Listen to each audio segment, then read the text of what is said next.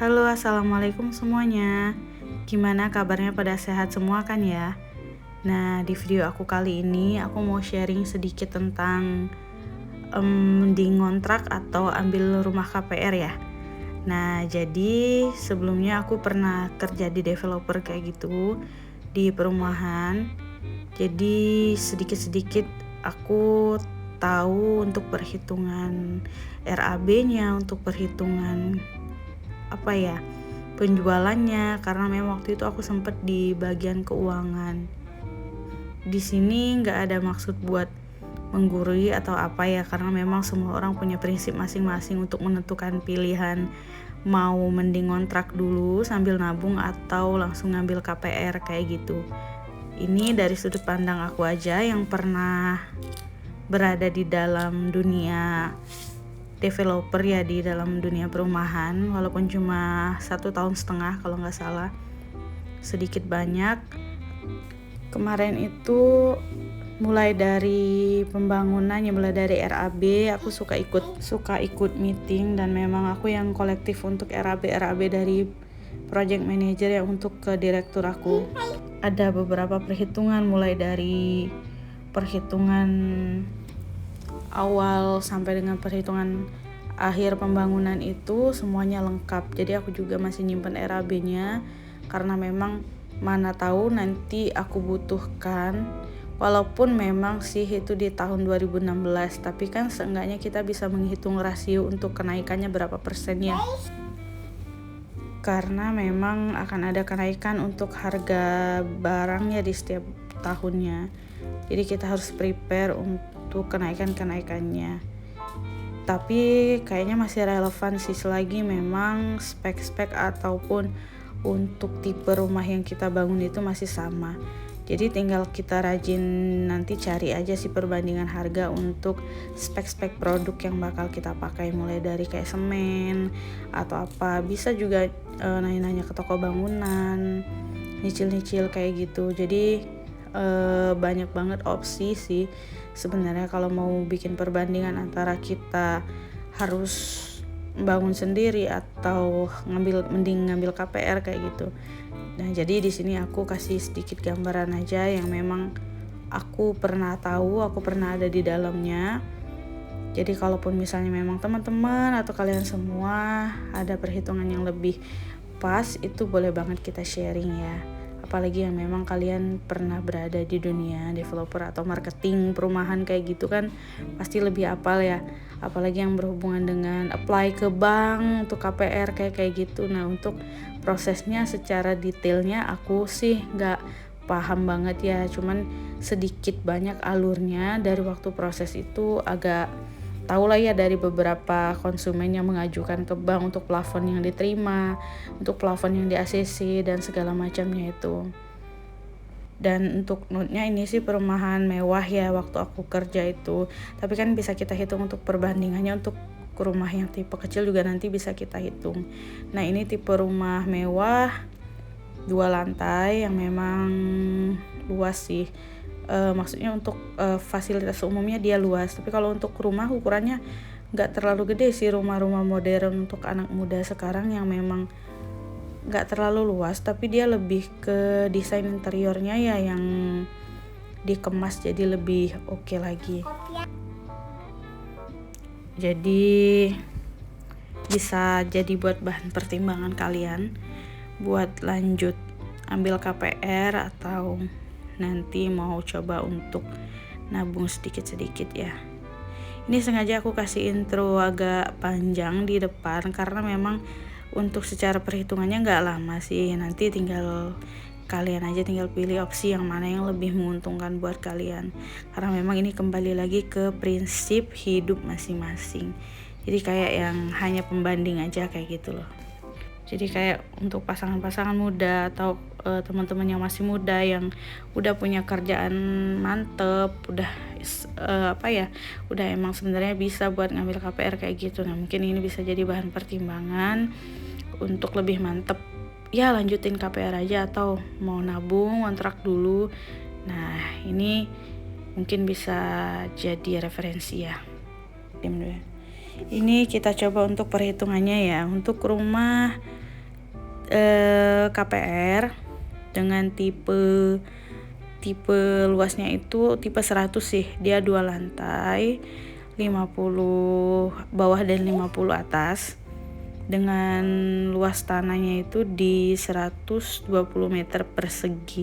Jadi kalau misalnya dilihat ke lokasi langsung sebenarnya nggak luas-luas banget sih, karena memang dipepet bangunannya lebih dimaksimalkan ke yaitu tadi ke desainnya. Nah ini di 100 meter persegi untuk 2 lantai.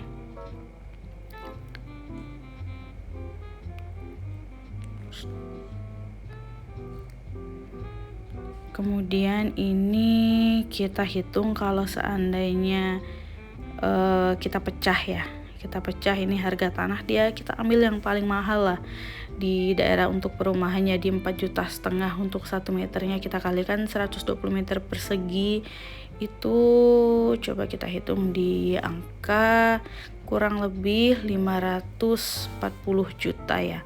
Nah ini untuk tanah aja nih, sorry ini kurang nolnya, maksudnya 540 juta ya. Untuk bangunannya, nah ini untuk RAB bangunannya, untuk upah per meternya itu di 4 juta. 4 juta dikali 100 meter persegi itu total di 400 juta. Nah ini kalau kemarin itu ini ngambil borongan untuk memang tukang yang udah bagus ya kerjanya. Kalau misalnya standar bisa di bawah itu harganya. Ini untuk sudah total material dengan biaya bangun ya, biaya jasanya. Jadi kalau misalnya mau dipisah lagi juga bisa, ini bisa dicocokkan sesuai dengan kontraktornya ya. Nah ini lagi-lagi salah tulis aku, sorry tadi mau cepet, jadi di 940 juta ya maksudnya. Nah dengan nilai yang fantastis ini 940 juta untuk tipe 100 meter persegi 2 lantai dengan luas tanah 120 meter persegi, itu harga jualnya itu di 1,5 M. Dan ini untuk harga cash ya, harga cash bukan harga KPR. Sudah pasti nanti akan di-up lagi kalau sudah masuk ke bank, udah masuk apply ke bank. Ini aja kalau misalnya kita coba hitung selisihnya itu dari 1,5 M ini dengan biaya bangun sendiri di 940 juta. Coba kita hitung selisihnya itu ada di angka kurang lebih 560 juta. Wow, fantastis banget kan? 560 juta dong, setengah M. Dan ini ya tahulah ya, ini biaya marketing, biaya untuk developernya, keuntungan developer dan juga biaya bank dan lain-lain ya. Nah ini waktu itu memang banyak sih, emang bukan banyak sih, ada sih yang memang mampu, yang memang kayak pengusaha kayak gitu dia beli cash di 1,5 M. Nah dari situ karena aku tahu perhitungan, aku coba hitung-hitung, wow ini luar biasa banget ya. Tapi memang sih kalau kata bos aku dulu ya kan kita belinya perumahan, lingkungan elit. Nah itu sebenarnya yang kita beli. Tapi kalau untuk kita yang masih memperhitungkan yang nggak terlalu lah untuk fasilitas umumnya kayak gitu, nggak terlalu kita pakai banget, kayak yang penting kita rumahnya gitu yang bagus ya. Selisih 560 juta itu jauh banget ya. Ini untuk ukuran 100 meter persegi, nanti bisa kita hitung dengan ukuran rumah yang lebih kecil lagi. Nah segitu tuh untuk selisihnya ya, kurang lebih kita harus mengikhlaskan untuk bunga banknya juga dan lain-lain, itu hampir setengah harganya ya. Kalau misalnya kita mikirnya nggak apa-apa lah 15 tahun juga ya nggak masalah sih sebenarnya, kembali ke prinsip masing-masing lagi. Nah ini selanjutnya aku hitung untuk rumah syariah ya, pelunasan 4 tahun. Aku sempat nanya, ini di daerah sekitaran daerah kota juga, memang harga tanahnya mahal sih kayaknya. Nah ini di luas tanah 90 meter persegi, luas bangunan di 45 meter persegi. Harganya itu di 410 juta ya harga cash. Aku tanya ini nih 410 juta. Aku lihat di tabelnya untuk pelunasan 4 tahun yang berarti 48 bulan ya. 48 bulan itu mereka matok harga di 500 juta 200 ribu ya secara hitungan mereka. Jadi untuk per bulannya itu lumayan tinggi, di 10 jutaan lebih untuk cicilannya, karena memang mereka pembayaran langsung ke developer ya. Cicilan per bulannya itu di 10,4 untuk 1 bulannya. Nah, memang mereka berarti mengambil keuntungan kurang lebih di 100 jutaan ya untuk 4 tahun cicilan. Ini metodenya juga tanpa DP, tapi jatuhnya lebih tetap ke uang masuk dulu sampai ke 100 juta baru mereka bangun. Dan ini cepet sih, 4 bulanan udah jadi kalau misalnya memang kita udah masuk untuk DP. Nah, selisihnya untuk keuntungan developer ini aku hitung untuk selisihnya di 500 juta 200 ribu dikurang 410 juta itu ada di angka sekitar 90 juta 200 ribu rupiah. Nah, ini segini ya untuk selisihnya dengan 4 tahun pembayaran atau cicilan selama 48 kali.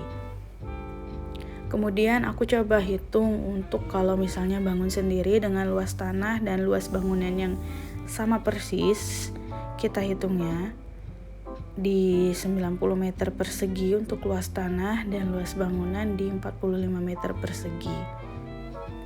Nanti akan kita lihat untuk perbedaan dari perhitungannya. Nah, kita coba ya. Jadi kayak gini, kalau misalnya kita mau bikin rumah pertama kayak gitu, ya udah kita cari aja tanah yang agak murah aja yang di pinggiran. Nah, ini aku hitung di 1,5 juta ya. Ini juga udah termasuk yang lumayan tinggi. Kalau di pinggiran itu biasanya 1 juta juga udah dapet sih. Tinggal gimana kita pinter-pinter nyari tanahnya. Nah, kalau ditotalkan ini di 195 juta untuk 90 meter persegi.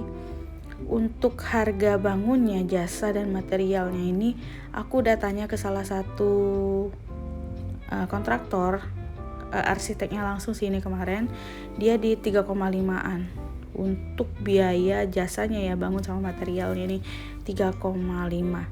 Jadi totalnya untuk tipe 45 meter persegi itu di 157.500.000. Sekarang kita coba totalkan untuk jumlahnya berapa dari totalan harga tanah dan harga bangunan.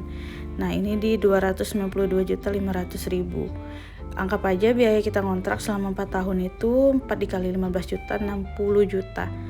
Jadi totalnya di 352.500.000. Selisihnya kalau kita cicil langsung ke developer itu 90 jutaan. Dengan resiko kalau kita kontrak itu hanya di 60 juta. Walaupun selisihnya 30 juta itu kan lumayan banget ya. Ini untuk tipe rumah yang kecil. Kebayang dong kalau untuk tipe rumah yang gede ya. Oke, jadi segitu dulu untuk sharingnya. Buat yang mau nanya-nanya atau mau diskusi, boleh banget buat komen di bawah ya. Semoga bermanfaat. Assalamualaikum warahmatullahi wabarakatuh.